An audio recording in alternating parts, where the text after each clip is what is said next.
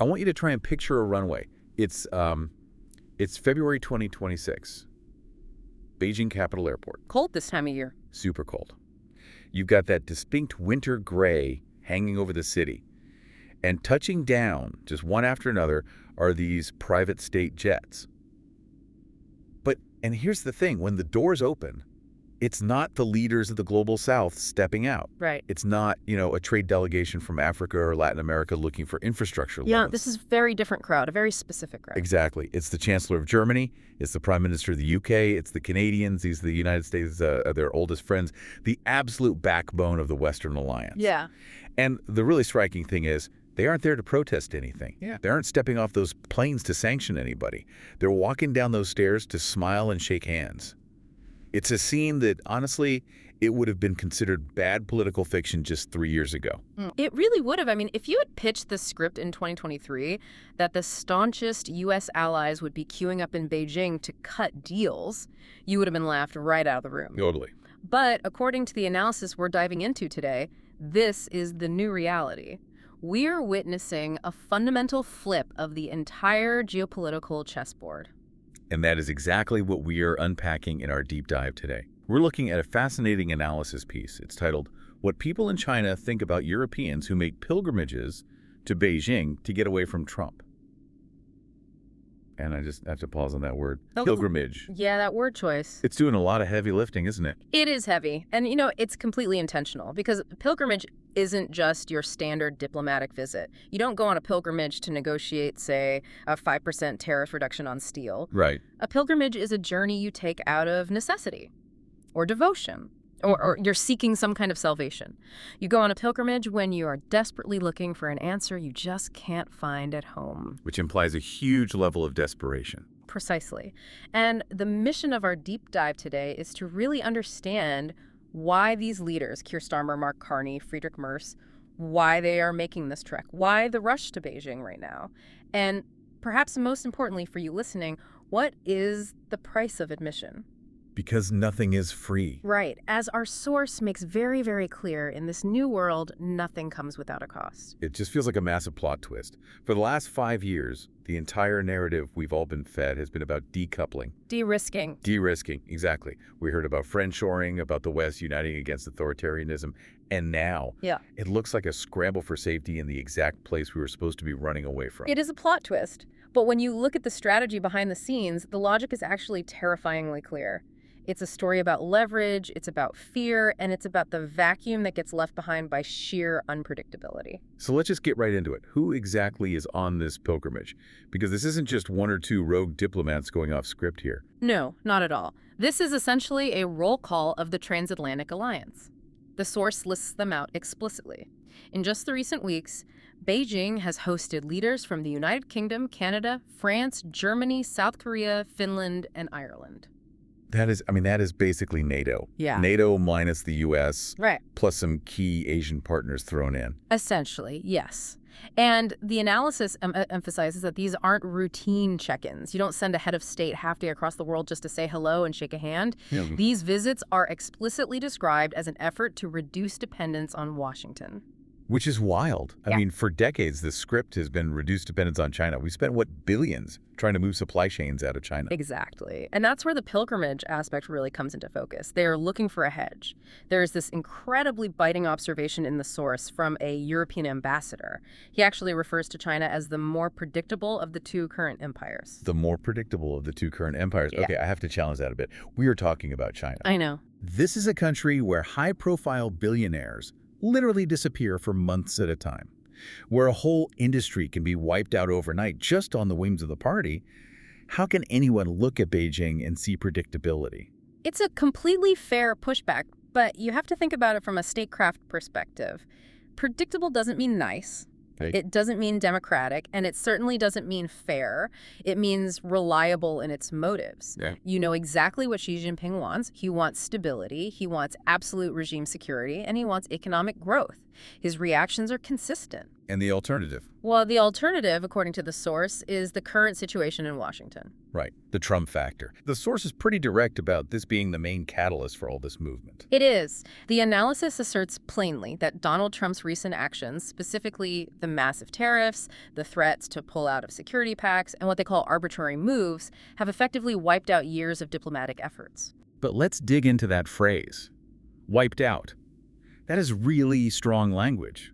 We're talking about institutional relationships that go back to World War II. Can one administration, even a disruptive one, really undo that much historical glue? The source argues yes, absolutely, because of how recent history actually played out. Think about the context here. For well over 10 years, U.S. embassies around the world had one primary job. Convince allies to distance themselves from China. Exactly. They spent incredible amounts of political capital on this. They used trade arguments, they used security warnings about espionage, they used the war in Ukraine. They threw everything at the wall. And it was working. I mean, Europe really was pulling away. It was working. The pieces were finally aligned. The West was ready to present this united, fortified front. And then, as the source puts it, Washington blew the board up. By targeting those exact same allies with sudden tariffs and questioning mutual security guarantees, the U.S. made itself the immediate risk factor. So instead of leading the charge against China, U.S. policy has inadvertently pushed its closest friends right into Xi Jinping's arms. It's like, okay, imagine you live in a neighborhood. You have this really strict, kind of authoritarian homeowner on one side of you, and on the other side, you have your best friend. But if your best friend suddenly starts throwing rocks at your windows every single morning, right, suddenly the strict guy across the street starts to look like a refuge. That's a very apt analogy. And actually, the source explicitly uses the word refuge. These leaders are seeking shelter from the bully in their own backyard. And the irony is just palpable. The U.S. goal was to isolate China. But the result of these recent policies has been to isolate the U.S., while China gets to just sit back and play the role of the steady adult superpower. It really highlights how fragile these massive alliances can be when cold, hard economics are on the line. But let's get specific, because generalities are one thing, but the source details exactly who gave up what. And the concessions are striking. They really are. Some of these are, well, they're surprising. Let's start with the UK. Keir Starmer. Right. So this was the first visit by a British leader since 2018. Which is a really long freeze. Yeah. I remember the golden era talk back under David Cameron. Having a pint with Xi Jinping in a pub, that feels like ancient history today. It does. Relations froze over completely after that. But Starmer went back. And according to the source, he accepted trade deals that would have been completely unthinkable just a few months ago. But there was a physical symbolic concession too, right? Yes, the symbolic concession was arguably even bigger. He approved the construction of a highly controversial Chinese mega embassy in London. I read about this. This isn't just a standard office building in a diplomatic quarter. We're talking about the Royal Mint Court. Correct. The Royal Mint Court. It's a highly historic site, literally right across from the Tower of London. It's going to be a massive diplomatic fortress. The symbolism of the UK effectively selling off a piece of its core history for current trade access, it's impossible to miss. But what about the human rights angle? I mean, the UK has always been extremely vocal about Hong Kong. And that's the other shoe dropping. The source points out that Starmer avoided making any reference whatsoever to the imprisonment of Jimmy Lai. Jimmy Lai, the pro-democracy activist and media mogul. Right, who is effectively a British citizen. He's languishing in a cell, and Starmer said nothing. This is despite the fact that, as the analysis notes, Xi Jinping has completely crushed Hong Kong's civil society. The silence from the UK, a country that historically views itself as the ultimate guarantor of Hong Kong's liberty, is deafening. That is a massive shift. It's basically explicitly trading values for economic stability. Yes. Okay, now let's talk about Canada. Mark Carney is mentioned. Now, I usually think of Canada as being pretty much in lockstep with U.S. security concerns. They're usually the quiet, polite neighbor who follows the rules. Usually, yes. But here we are seeing a very nakedly transactional deal. The source calls it a clear quid pro quo. Carney agreed to reduce tariffs on specific Chinese electric vehicles. Which the U.S. is heavily taxing right now to protect Detroit and its own auto workers. Correct. And in exchange for letting those cars in, Beijing lowered its tariffs on Canadian primary products, specifically canola. Hold on. Canola for cars. I mean, that sounds catchy, but isn't there a massive economic red flag in that equation? You're trading a raw, low-value agricultural crop for high-tech, value-added manufacturing. That is exactly the point the source is making, and it's frankly a devastating critique. Economists call this the colonial trap, or the development trap. Canada is essentially agreeing to downgrade its own economy. Wow. By accepting Chinese EVs, which are high-tech, high-margin, and basically the entire future of the auto industry in exchange for raw canola, Canada is stepping right back into the role of a basic resource colony. They get the cash flow right now to keep farmers happy, but they completely hollow out their own advanced manufacturing future. Exactly. It's a desperate move. It signals that they don't believe they can compete with U.S. protectionism, and they know they can't compete with Chinese efficiency. So they are just taking the only deal that's currently on the table. That is incredibly bleak for Canada. Okay, let's look at the heavyweight then. Germany. Friedrich Merz. Now, Germany is always a complex case because their whole economy is so tightly tied to high-end manufacturing. But surely, as the key economic power in Europe, Merz has more leverage than Canada or the UK. You would think so. Naturally, you would. But Germany is in a very unique bind right now. The source notes that German industry was actually the biggest winner of China's original opening up decades ago. Right, they built the factories. Exactly. They sold the specialized machines that literally built modern China, but then they became the victim of their own success. China copied the tech, they improved it, they scaled it, and now they beat the Germans at their own game. German automakers are absolutely terrified right now. I have to push back on this a little bit, though. We're talking about Friedrich Merz. This is the leader of Germany, the backbone of NATO and continental Europe. Are we really saying he's just flying to Beijing and nodding along while Xi Jinping acts patronizing? That seems like it would be political suicide back home in Berlin. In a normal year, yes, it would be. But you have to look at the German domestic economy today. Their auto industry is bleeding out. The analysis argues that Merz isn't really thinking about NATO optics right now. He's thinking about Volkswagen and BMW's survival. He's willing to take the geopolitical hit on the world stage to save the factories at home. And how did she actually treat him during the visit? That's the most fascinating part. She effectively patted him on the head. He publicly stated that he supports, quote, European autonomy. European autonomy. That's diplomatic code, isn't it? Oh, absolutely. In Beijing's diplomatic dictionary, European autonomy translates directly to distance from the United States.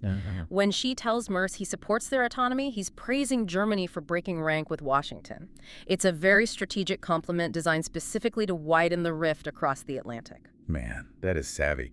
It's like geopolitical judo. You just use your opponent's momentum against them. So we have the West scrambling. They're making major economic concessions. They're staying totally silent on human rights. How is all of this landing back in Beijing? I mean, Xi Jinping must be having a pretty great month. It's a total victory lap for him. The source describes Xi welcoming these leaders with open arms. He's actively encouraging new technological and economic alliances. He's even subtly suggesting they gradually withdraw from NATO structures to explore, quote, alternatives. He's actually suggesting to their faces that they leave NATO. He's planting the seeds. He's framing it along the lines of why stay in an alliance that just bullies you and hits you with tariffs. Come work with us. We offer stability. And the political win for China internally and globally is immense. They gain instant legitimacy. They get to look like the friendly, responsible, great power. And the real kicker, based on what I'm seeing in the source, is that China didn't actually have to change a single policy to get this. That is the crucial point of the whole analysis. China budged 0 inches. 0. The source actually lists all the major grievances the West used to have as deal breakers: record-breaking trade surpluses, massive espionage controversies, election interference, the human rights abuses in Xinjiang. Has China addressed any of these to get these leaders to visit? Not a single one. No. The trade surplus is still breaking historical records. The security policies in Xinjiang remain completely in place. But the Western leaders are visiting anyway. They are officially accepting China exactly as it is because they feel they have no other choice. Now here is where the analysis gets really interesting to me. You'd think Beijing would just take the massive win, smile for the cameras, and be happy. But the source mentions an internal debate happening inside China right now that is actually quite hawkish. It's not all just hugs and high fives behind closed doors. No, and this gives us a very rare peek into the current Chinese political psyche. While Xi is doing the friendly statesman routine for the cameras, there are hardliners, prominent voices in state media and within the party who are arguing that Xi is actually being too soft. Too soft. Yeah. After the West just essentially caved. Their argument is that the West has never been this weak. They look at the political chaos in the US, the economic panic across Europe, and they see a rapidly closing window of opportunity. They are asking, essentially, why buy the cow when you can get the milk for free? That is brutal. It is. These factions are often called the wolf warriors. They argue that China shouldn't just accept these visits and smile. They should use this unprecedented leverage to force even more concessions. They view these European nations not as equal partners, but as desperate entities seeking refuge. And the logic follows naturally. If you are desperate for shelter from a storm, you pay whatever rent the landlord demands. Which brings us perfectly to the price of admission, because the source is very clear on this point. It says, the old and opulent European colonial powers are hardly being pitied. I felt a bit of a chill reading that line. It's like the history books are literally being rewritten in real time. It is a complete reversal of the last 200 years of global history. The prevailing view in Beijing right now is that these Western governments need China far more than China needs them. So the source outlines what it calls a shopping list. This is what China fully expects in this new world order. Okay, let's go through this list, because this is what you, the listener, really need to understand. This isn't just about selling some extra canola oil or a few cars. What are they actually asking for in return for this economic shelter? First and foremost, isolating Taiwan. The demand is to stop all official interactions, stop the vague statements of support, stop the parliamentary visits. If you want economic shelter and market access in Beijing, you drop Taiwan completely. That has massive security implications for the entire Pacific. If Europe goes quiet on Taiwan, the global deterrent factor drops significantly. Exactly. And then there is the technology aspect. The source mentions a demand for opening borders to currently regulated or banned Chinese technologies. What does that actually mean in practice, though? Are we talking about lifting bans on social media apps or video games? No, we're talking about hard, critical infrastructure, 5G networks, port management software, the actual software running the electrical grids. Think back to all the agonizing work the US and Europe did over the last few years to strip Huawei out of their national networks because of major security fears. Right, all the concerns about backdoors and intelligence gathering. Beijing wants all of that reversed. They want full, unrestricted access to Western markets for their state champion tech giants. They want their software running the logistics of European cities. So all those stark security warnings from intelligence agencies about data privacy and national security, these leaders are just supposed to ignore them. That's the price of admission. And finally, the list includes abandoning what they call old recriminations regarding minority populations. The source specifically highlights Tibet and Xinjiang. Basically, the message is, stop talking about our internal affairs. If you want to trade with us and save your economies, you leave your moral judgments at the door. It's just a total capitulation of values. It is. But if you are a leader like Starmer or Carney or Merz, and your domestic economy is tottering on the edge of recession, and your main historical ally in Washington is hitting you with punitive tariffs, the internal argument quickly becomes, we can't afford values right now. We just need survival. It's grim, but it's a necessary reality check. We are essentially moving from a values-based democratic alliance to a survival-based scramble. That's the perfect way to frame it. A survival-based scramble, and the entire structure of the global order is shifting underneath our feet because of it. So let's zoom out for a second. What does this all mean for someone listening to this deep dive right now? Maybe you're commuting in London, maybe you're in Toronto or Berlin, or even sitting in the US watching all your allies fly off to Beijing. And it means the world you live in has tangibly changed. If you are in Europe or Canada, you are going to see a visible shift in your daily life pretty soon. You might see a flood of cheap Chinese electric vehicles on your streets. You might see Chinese tech companies suddenly winning contracts to build your local infrastructure again. And you'll probably hear a lot less from your own elected leaders about human rights abuses globally. Exactly. The moral voice of the West is being deliberately muted by economic necessity. And for you as a listener, it explains why the tone of the news is changing. If you wonder why your prime minister is suddenly completely silent on Hong Kong activists, this is why. They're paying the rent for their refuge in Beijing. And if you're in the US? If you are in the US, you are watching your global alliance network fracture in real time. The buffer zone of reliable democratic allies that the US has relied on since the end of World War II is thinning out. Now, they aren't becoming active enemies. Germany isn't going to declare war on the US, but they are becoming functionally neutral. And in a great power competition, your allies going neutral is a massive loss for the incumbent superpower. It's a really sobering picture. We've gone from a world where the West was uniting and talking tough about decoupling from China to a fractured reality where those same U.S. allies are actively bidding for Beijing's favor just to escape Washington's unpredictability. That's the summary. And the source actually leaves us with a very provocative final thought that I think we really need to chew on. Yeah, hit me with it. The analysis notes, nothing will come without a price. Right now, Western leaders are very willing to trade their values for immediate economic stability. They are signing the deals, they're getting the photos taken. But the real question is, what happens when the bill for those deep concessions finally comes due? Right. It's one thing to say you'll quietly ignore Taiwan today to save a factory. It's an entirely different thing when China decides to act militarily on Taiwan tomorrow and aggressively reminds you of the deal you made. Exactly. Or when that cheap Chinese software you integrated into your national power grid suddenly becomes a massive strategic liability during a crisis. These leaders are buying short-term political and economic relief, but they are paying for it with long-term strategic leverage. And history shows that once you give that kind of leverage away to a rival power, you rarely, if ever, get it back. That is a haunting thought to end on.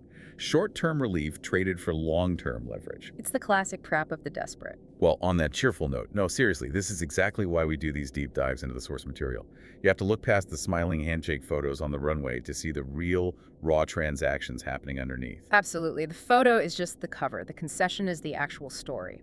Thank you so much for breaking all of this down with us today. And to you, the listener, thanks for joining us on this deep dive. Keep your eyes open. The geopolitical chessboard is moving incredibly fast right now. Until next time, Kaya. Take care.